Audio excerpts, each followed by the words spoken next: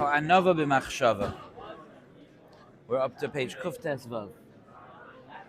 Ha'anava. So we had said that anava expresses itself in two ways. It expresses itself in machshava, in thought, and it expresses itself in action.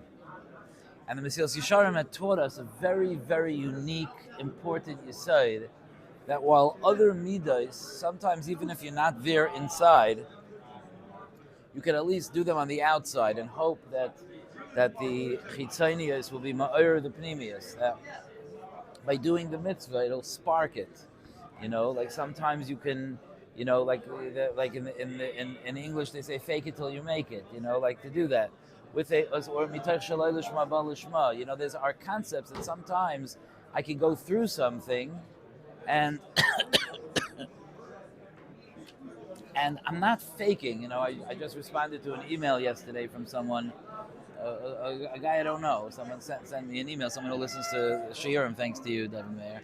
And he was saying in the email that he feels fake doing a lot of the things he's doing. He doesn't feel he's not motivated. He's not passionate about it. He feels like he's faking when he acts a certain way. But on the other hand, it is what he believes in. Do we have a concept called motivation? Yeah, so that's like in a way, like we never want to be fake. We want to be authentic. It's a running theme that we talk about a lot. We don't want to be fake, and certainly if someone is doing something, if you're sitting in Beis Medrash learning and you feel like this is not me, I should be in bed, or I should be running around, or I should be making money. It's not me sitting in Beis Medrash. It's not me. So it's certainly painful, and it's certainly not lechatchila. It's a lack of authenticity. It's not you're living a life and you're not feeling connected to it. But the question is, where do you want to be, and what do you truly believe? And sometimes we have to push ourselves to walk the walk and talk the talk about something, even when our heart is not alive in it, to protect that for us for when we're all in. Even a lot of times B'nai Torah have ups and downs, and you may have this in your life very, very often.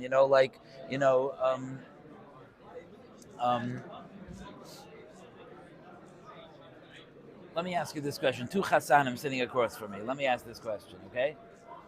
By the way, Ethan, I apologize. I got back like after 11, way after 11. So, Chassanim, it's Hashem. But what? Yeah. I already met the Chassan and Kala also to be Baruch Hashem. Yeah, exactly. But anyway, two Chassanim, let me ask you a question. You get married and you're focused on your wives and you pay attention to them and you're interested in them and you're there for them, but you're not robots.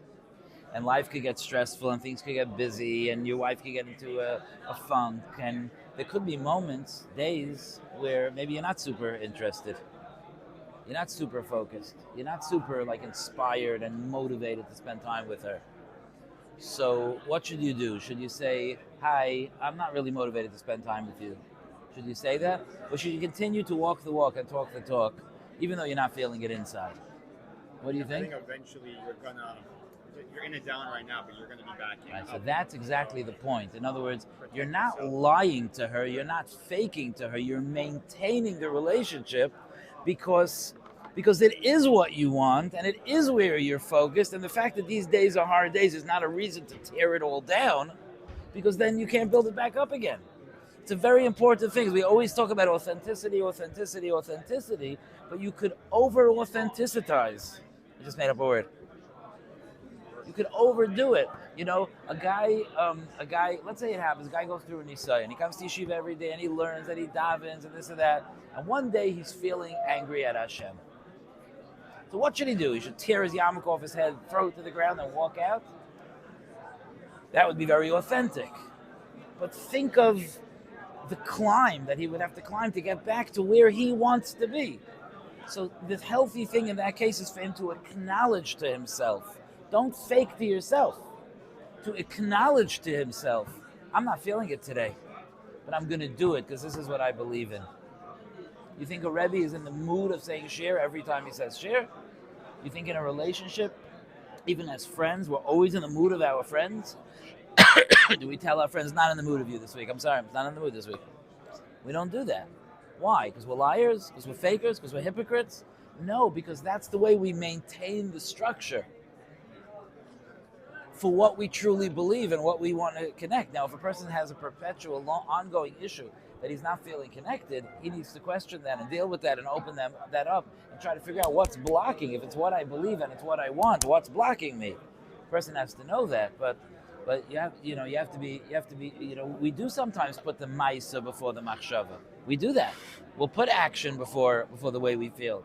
We're going to do that sometimes. If you're not in the mood to daven, if you start to really get into it, if I've said this over before. I knew a guy, a Talmud Chacham, an older guy. He's not alive anymore. When I was in Eretz Yisrael, that I noticed, listen to this interesting thing. Every Rosh Chodesh or so, he would go to the store and buy himself another siddur. That was an expense that he took. How expensive is a siddur? $20? How expensive was it? Every Rosh Chodesh, every couple of weeks, he got himself a new siddur. I was like, I didn't notice this siddur before. Like, he has many, many, many siddurim. Because it's how he keeps a certain freshness in his davening. It's exciting for him, This siddur, this pirush, this font, this thing. It's geschmack for him. It's a very external thing. Nobody would say that that's called a madrega in tefillah. But it's an external way to trigger a certain interest and involvement. And once that's triggered, it can come very much from the inside. It doesn't last. It doesn't last unless it's picked up from something real inside of you, right? If you just keep doing the external, it doesn't last. It doesn't last.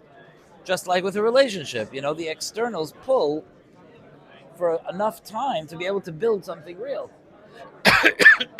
If your relationship stays the same external, it dies. The same thing is with a relationship with Hashem. Of course, it has to go to machshava. It has to go to the inside. But it's okay sometimes to do it on the outside and to give it time for the fires to start building the fire, to start building the passion. It's okay to do that. Pesach is coming. It's okay to get into Pesach and to be doing it. And hopefully by the time you're doing it a little bit, it'll get triggered. And then you won't be just doing it externally anymore. Then instead of the outside triggering the inside, then the inside will be triggering the outside. Amazing. Said the Mesilas Yesharim, we saw last time that by Anava, it is not that way. By Anava, that is not the way it works. By Anava, by humility, if you try to act humble before you're really humble, it does not help you become more humble. It helps you become a bigger Balgaiva. Because now you're also a humble guy. Look at that. Not only am I the smartest and best looking guy in the room, I'm also the humblest. Humblest of all men.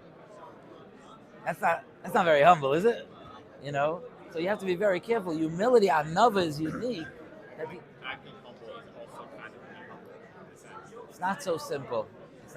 That's because you're a very tamimistic person, and you're a very you're a very real person, so you feel that way. But for many people, acting humble is like, look how humble I am. Is like that. I'll give you an example. Like, imagine that I came into a shul. This happens sometimes, and I sit down in the back. But somebody recognizes me that I'm a Rav, and they want to be mechabed me, so they show me a seat in the front to sit in. I go, no, I don't need it. There's no, really, we want you to sit in the front. Or the Rav himself says, we want you to sit in the front. So I go, no, I want to sit in the back. I go, no, we really want you to sit in the front. No, I want to sit in the back. I like the back. It's a good break for me. No, we really want you in the front. The whole shul is watching. And I'm like really living up this humility. No, I want to sit in the back. No, we want you in the front. Well, let me say that again. This is really going to be good. No, I want to sit in the back. You see how sometimes your anova is on display. You can be humble when no one's around if you want. But when your anova is on display, it's gaiva. The humblest thing you could do is they tell you to sit in the front. Just go sit down in the front. Right? Just do it. That's why you see all these big rabbanim. You think they all need the dais? It's just the simplest mahalach for them. It's just to do that.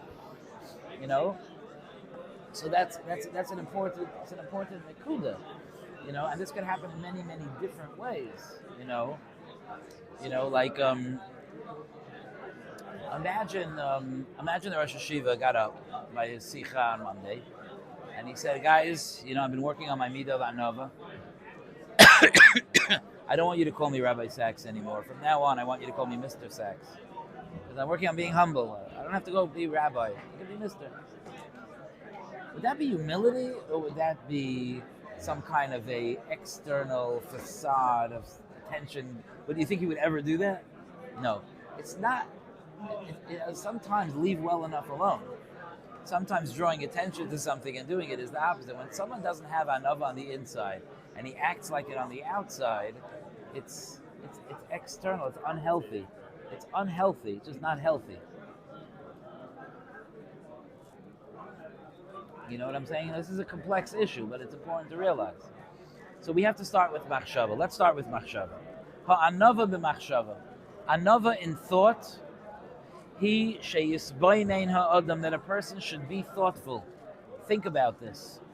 V'yis ames esloi, and it should be true to him. He should recognize the truth. Asher ein hatehila v'hakavod re'uyim loi, that praise and honor are not befitting for him. He does not deserve praise and honor. This is not, by the way, this is not the sense of good job. There's certainly a certain satisfaction that's described in the Svarim that a person feels when they do a mitzvah, when they're oimid b'nisayon. Rabbi Sonnenschein describes the simcha of achieving tshuva. There's, of course, a certain sense of it. You don't have, even when you finish learning a good seder, a sense of accomplishment? You think that's gaiva? No, that's not gaiva. In a way, I would describe that as simcha. There's a certain joy from a good job well done. You know that satisfying feeling from a job well done? Good job. I did good. I did good. It's not I with a capital I blinking did good. But if I did good, like I feel good about myself. I feel like I'm accomplishing what I need to. I'm doing my job. What if it's in competition with someone else? Well, that's the next sentence. Whenever we dive in Amidah, when we say Allah Tzadikim, Yeah. is it a guided thing to say oh, hopefully I'm considered as one of the tzaddikim is being rewarded? Well, actually, you say not that way when you daven. You say Allah tzadikim, v'ala chasidim, v'al ziknei amcha beis Yisrael, v'al pleita seifreim, v'al geirei hatzedek, v'aleinu, and us. So we do clearly say that we're not the tzaddikim or the chasidim or the ziknei amcha beis Yisrael, but we do want to be included. There is, I don't remember the details, but there is a part of a mimer that Rav Hutner once said, where he talks about that v'aleinu as being very, very important, is that we recognize how important it is for us to attach ourselves to tzaddikim. That's the pride in that pasuk, is that I'm attaching myself to tzaddikim. I'm davening to Hashem that I should be included with them. I think the way it goes is that Rav Hutner asks, if this is a bracha for tzaddikim, so why are you davening for yourself? If you're one of the tzaddikim, so you're one of the tzaddikim. If you're not, you're not. But what's v'aleinu and us? What are you doing? That's not what this tefillah is. That's not what this is. It's like, imagine that you're davening for refuah. Hashem, you should be give a refuah shalema to everyone, and also I should do well on my midterm. Okay, that might be a good tefillah, but it's nothing to do with refuahenu. Even if you're in pre-med, it has nothing to do with refuahenu. Okay, it's just not the right thing at the right time. So if the bracha is, good question, no? If the bracha is ala tzaddikim, if the bracha is for tzaddikim, so why are you davening for yourself? That's another bracha. Good question.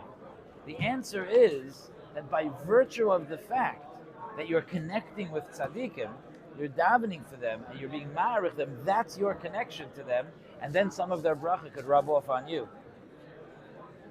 There's a chazal that says, "Hidavek b'talmidei chachamim." Attach yourself to talmidei chachamim, and by doing that, you could say v'aleinu and us, because I consider myself to be part of the sviva of talmidei chachamim, and that, Ethan, I think it's not. I think it's a very sophisticated thing that I'm not being like super uber unhealthily humble that I'm saying, no, that has nothing to do with me, but I'm also not calling myself the tzaddikim. The humble approach is, I have the schus to be connected with them. That's a good spot, right? I have the schus to be connected with the tzaddikim. In any event, so he'll explain why in a minute, but I don't consider myself someone who's worthy of honor. I don't need to be honored. Okay.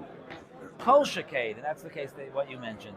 And certainly, hahisnase al shar b'nei minoi, to be lifted up over everyone else who's like you. You know, so you don't need to be the best, the most honored. You know, you don't need to be on a pedestal more than the other people around you. You don't need that. Okay?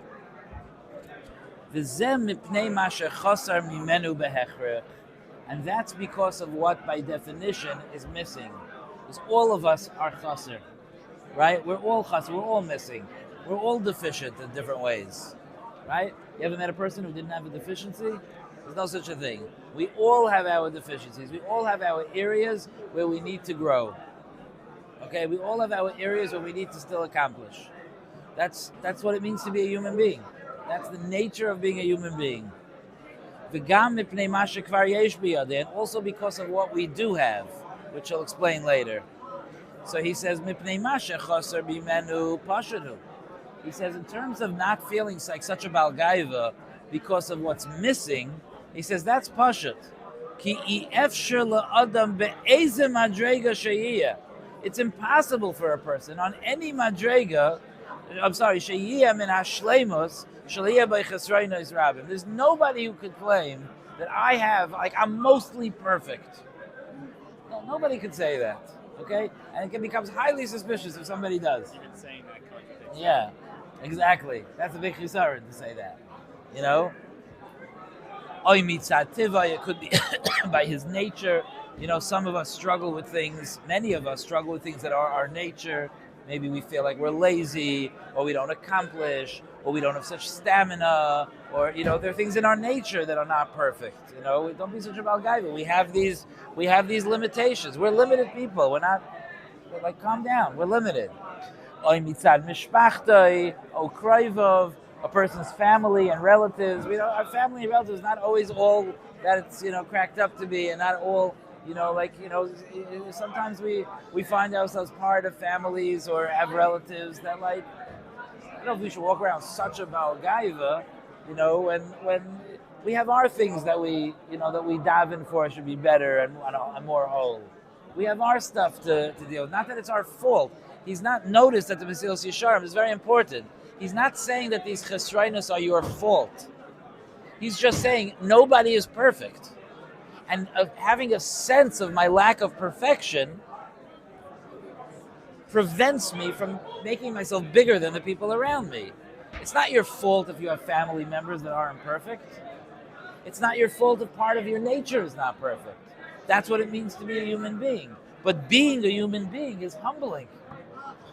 Because we're not perfect. Because we leave much to be desired. We're just grateful, as we know, that's part of the midah of anava. And we discussed this in the beginning also, part of the midah of anava is to be grateful that HaKadosh Baruch Hu loves us anyway. None of this makes us not worthy of Hashem's love. But it does make us very, very, very, very over the top grateful for Hashem's love. Because Hashem didn't look at us and be like, wow, he's perfect. That's not why Hashem chose us. Oy mitzad mikrim shekarolai, things happen to us that we're not always super proud of. Even just things that happen to us. It's not just what we did. We'll talk about what we did in a minute. But, like, it's hard to be such a balgaiva when we think of certain embarrassing, less than honorable things that have occurred to us in our lives. Again, even if it's not our fault, but it just takes away the gaiva, you know, the certain gaiva that it takes away. You know, I don't know if any of you ever spent time in a hospital. Had to spend time overnight in a hospital. You ever had? To me, I'm sure you'll agree with me, there's nothing more humbling than spending a night in a hospital. You feel like you're losing your humanity. Did you do something bad? No. Is it because of anything your fault? No. The biggest tzaddikim spend time in hospitals. But just sometimes there are things that happen that if you think about them, it just makes you not able to be a balgaiva. You know, you're wearing that hospital gown. You can't be a Balgaiva in that gown. Right. And when you come out, if you recall that you've had experiences like that, it prevents things from getting to your head. Like, that's a nice sweater for today, but like, you know, tomorrow we could be somewhere else. You know, yesterday we were somewhere else. You know, like, so it's important. The mikram shekarulai, by mitzad ma'asav, and this is maybe the part that's most poignant for us, is that our actions. Like, have we been so perfect that we're roy that everyone should respect us? We're really that perfect? Sha'adam ain't tzaddik ba'aretz asher ya'aseh tov v'lo yechta. There's no tzaddik in the world that did good and never made a mistake. Hein kol eile mumim ba'adam. These are all mumim. These are blemishes in a person. If you think about them, if you're misbainen about it, they don't leave room for us to be like, how come I'm not getting more covered? How come I'm not getting more recognition? Like, it's fine. I don't need the recognition. I'm in the same boat as the rest of humanity, imperfect. And I'm happy to stay there. Even if I have many milos, but if I focus on the parts that are not milos, it tones down my taiva to be recognized. These deficiencies, yaspiku lahashicham, they're enough to hold back the feelings of gaiva. Okay, let's stop here for today.